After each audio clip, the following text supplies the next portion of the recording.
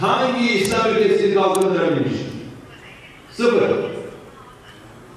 Yapamıyorlar. Müşahede yapamıyorlar. En fazla burada yatırımı sırtlayabilmek için faiz yükünün altına girmesini İslam iktisadı ile ilgili bu tür çalışmalar son dönemde arttı. Bu yıl İslam maliyet piyasaları ile ilgili bu konferansın ikincisi düzenleniyor. Daha önce de benzer çalışmalar oldu. İnşallah bu çalışmalar önemli hayırlara kapılar açacaktır diye temenni ediyoruz. Ben sözlerimin hemen başında bunu düzenleyenlerden, katkı sunanlardan, emeği geçenlerden Allah razı olsun diyorum. Evet, İslam Peygamberi Hz. Muhammed Aleyhisselatü Vesselam alemlere rahmet olarak gönderilmiştir. Evet, İslam rahmet dinidir, İslam fıtrat dinidir. Günümüz dünyasında özellikle iktisadi alanda bütün dünya kapitalizmin pençesi altında inliyor. Kapitalizm bugün bütün dünyayı sömürüyor. Küresel sermaye her tarafa bir hortum bağlamış. Bütün dünyanın adeta iliğini emiyor. Aslında sonu gelmiş. Tıpkı sosyalist veya komünist ekonomi sistemleri gibi kapitalizmin de sonu gelmiş ama onun için bir alternatifin çıkması gerekiyor. Bir alternatif ortaya çıktığında kapitalizm de yıkılacaktır.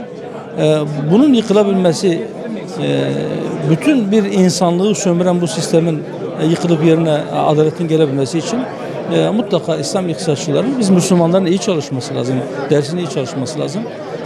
Bir taraftan iktisatçılar, bir taraftan siyasetçiler, bir taraftan idareciler, bir taraftan hukukçular, bir taraftan belki fakihler, İslam fıkıhçıları bir araya gelip bu alternatif sistemi nasıl oluşturacaklarını, daha doğrusu İslam iktisadını nasıl pratiğe dökecekleri, nasıl hayatiyet bulacağını somut örnekleriyle bunu ortaya koymaları lazım. Ben ümit ediyorum bu çalışma bunun için bir adım olmuş olur, bir başlangıç olur.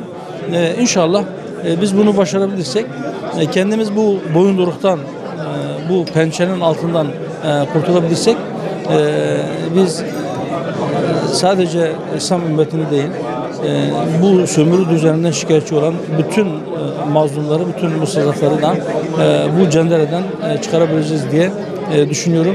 İnşallah o günler çok uzakta değildir. Ama bizim önce dediğim gibi, önce bizim kendimize gelmemiz lazım.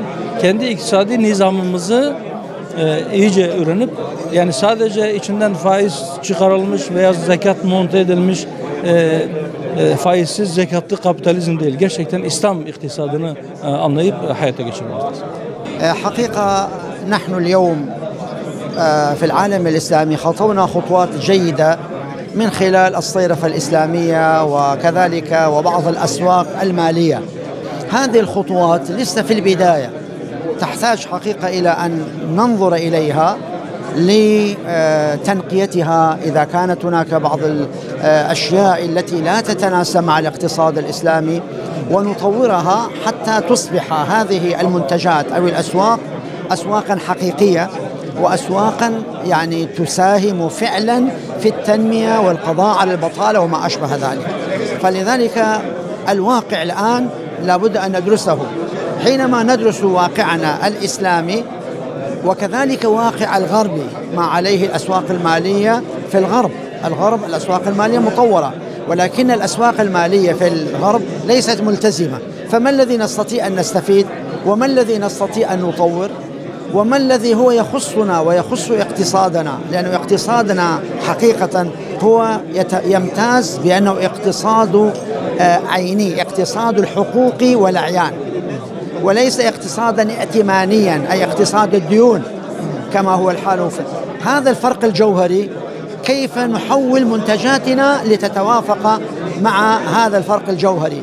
وإلا لو ظللنا على الحالة يعني نأتي بالبدائل البسيطة فسنظل في دائرة الاقتصاد الرأسمالي. الخروج من دائرة الاقتصاد الرأسمالي أن ننتقل من دائرة الائتمان إلى دائرة الأعيان والحقوق والملكية والتنمية الحقيقية، وأن ننتقل حقيقة من فكرة استغلال رأس المال للرأسماليين إلى أن يكون المال دولة بين الناس، كي لا يكون دولة بين الناس أي يكون متداولا، وأن ينتقل من نزع الفردي الضيقة إلى النزعة المجتمعية الاجتماعية الواسعة.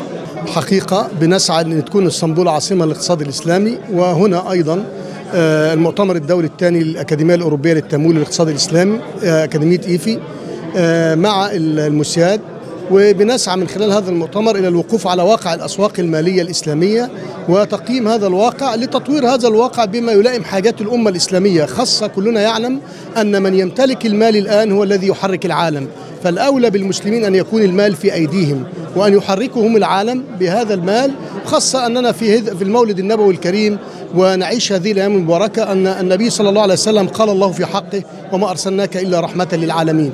ففعلا نحن في حق أن احنا نكون رحمة للعالمين بهذا المنهج الاقتصادي الرباني الكامل المتكامل. أنا أعتقد نحن كباحثين في هذا الجانب، هنا أكثر من 20 باحث وضعوا أبحاثهم. نحن في هذا الجانب نضع البذرة في هذا الأمر ونضع الأمر أمام المسؤولين في الدول الإسلامية، ونحاول إن شاء الله بقدر الإمكان أن نحول ذلك إلى واقع تستفيد منه الدول الإسلامية.